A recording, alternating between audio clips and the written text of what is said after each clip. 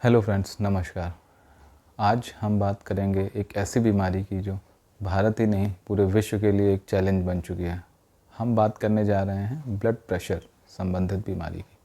दोस्तों, blood pressure की बीमारी दो तरीके से होती है। एक तो ब्लड प्रेशर का ज़्यादा होना और दूसरा ब्लड प्रेशर का कम होना।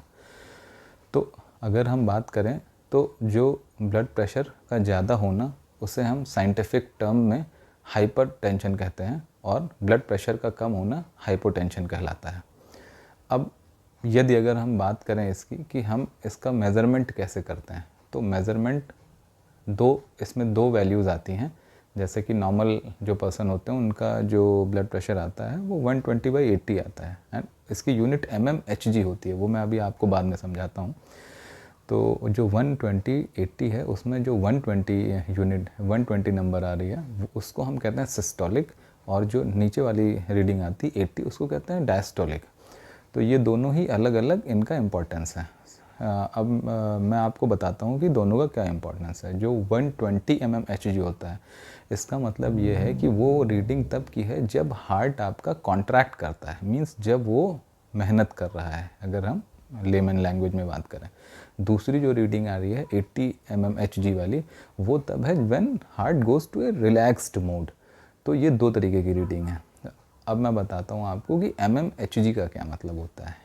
तो जो हमारी जो पुरानी मशीनें थी जिनसे मैं ब्लड प्रेशर मेज़र किया करते थे, आपने अक्सर डॉक्टर्स को देखा होगा, अभी भी उनको यूज़ किया जाता है।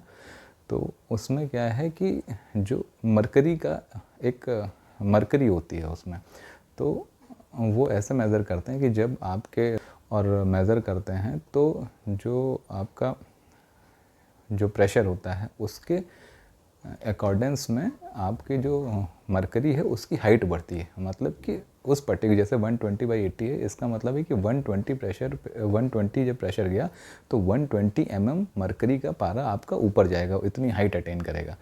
तो दोस्तों, आज मैंने ये बेसिक जानकारी आपको बताई है ब्लड प्रेशर के बारे में। मेरी जो सीरीज़ है उसके बारे में मैं आपको ब्लड प्रेशर से रिलेटेड सारी जानकारियाँ दूंगा। Specially we will deal with hypertension.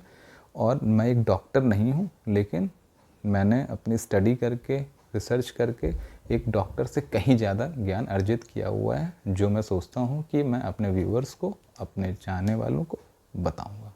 धन्यवाद।